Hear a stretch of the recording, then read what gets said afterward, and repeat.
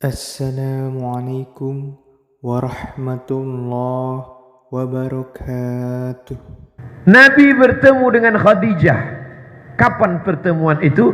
Bukan pertemuan saat tausiah tabligh akbar.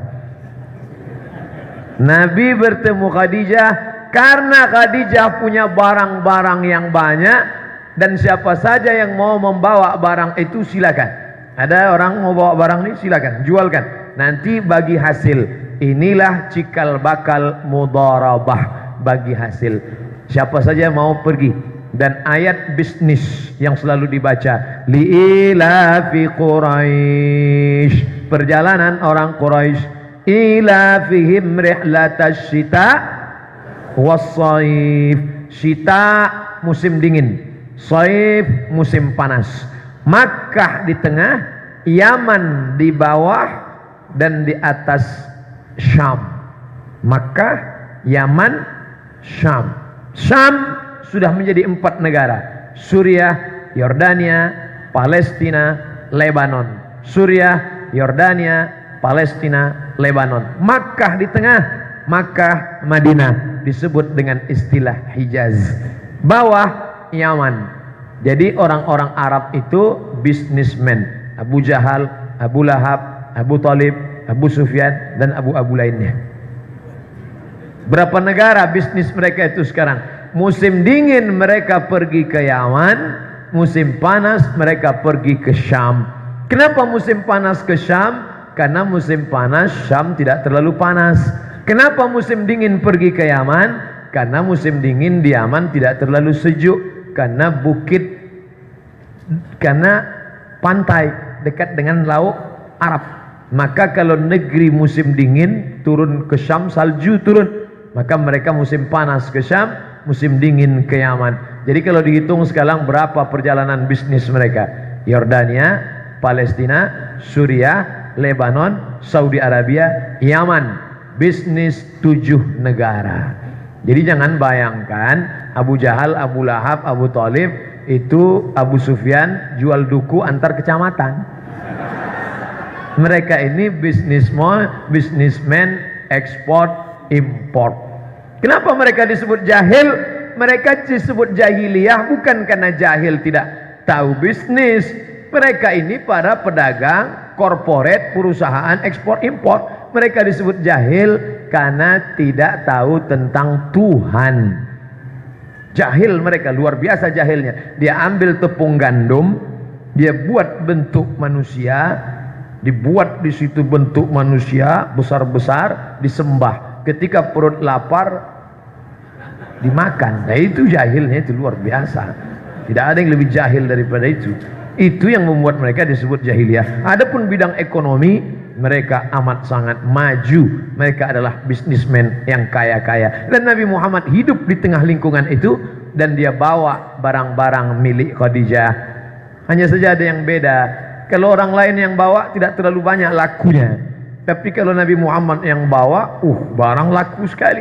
Akhirnya Khadijah heran, siapa yang bawa barang dagangan ini? Kenapa untungnya berlipat ganda? Ada seorang anak muda, siapa namanya? Muhammad. Umurnya berapa? 25 tahun. Mana dia? Oh, handsome ini orang. Luar biasa. Oleh sebab itu maka Khadijah mengutus, coba tanya dia, mau tak dia nikah dengan saya? Inilah dalil kalau ada orang baik, perempuan boleh mengutarakan keinginan hatinya. Yang bilang so sweet yang belum nikah.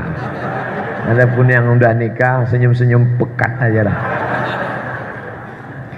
Gayung bersambut pucuk dicinta ulam pun tiba. Nabi bersetuju dan paman Nabi meminang Khadijah, maka menikahlah mereka. Diabadikan kisah itu oleh Syekh Safiur Rahman Al-Mubarakfuri dalam kitab Ar-Rahiq Al-Maktum. Nabi berusia 25 tahun, anak muda yang sedang di puncak karirnya, dan mahar pernikahan itu isruna bakarah, 20 ekor onta. Satu ekor onta yang tidak terlalu mahal 35 juta, kali 20 ekor sama dengan 700 juta, ditambah beberapa uqiyah emas, dihitung sekarang lebih kurang 1, sekian M mahar pernikahan Nabi dengan Khadijah. Tadi bercerita tentang sunnah.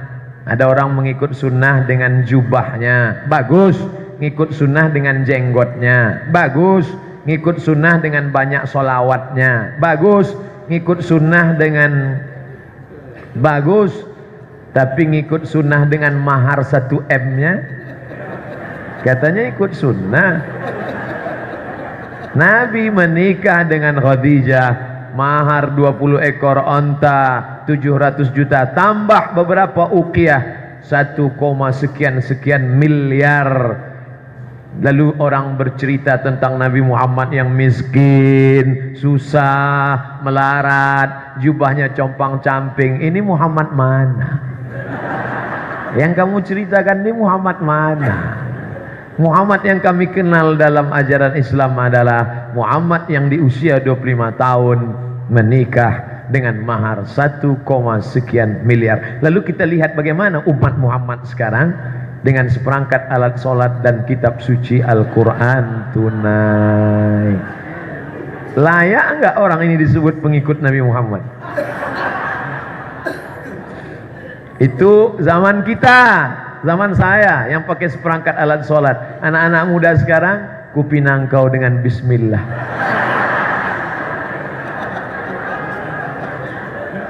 Ustadz Somad, itu yang Ustadz ceritakan waktu Nabi umur 25 tahun sebelum jadi Nabi. Iya juga, itu kan sebelum jadi Nabi. Setelah jadi Nabi dia miskin, dia susah, dia melarat. Oke, sekarang kita melompat dari umur 25 langsung ke umur 63. 25 lompat langsung ke 63. Gimana ceritanya ketika berumur 63? Nabi berkurban. Kebetulan sekarang bulan Syawal, 27 Syawal, tidak lama lagi Zulqa'dah, habis Zulqa'dah masuk Zulhijjah. Di bulan Zulhijjah Nabi berkurban, umur 63 tahun. Berapa ekor? Nabi potong sendiri 63 ekor.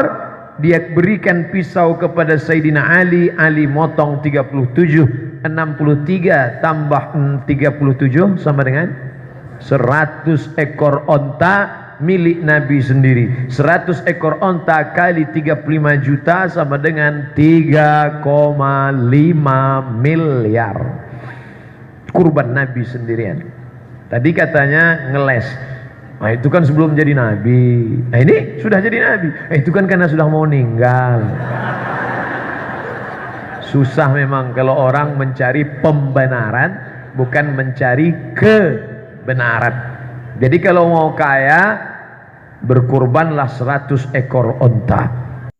Assalamualaikum warahmatullahi wabarakatuh.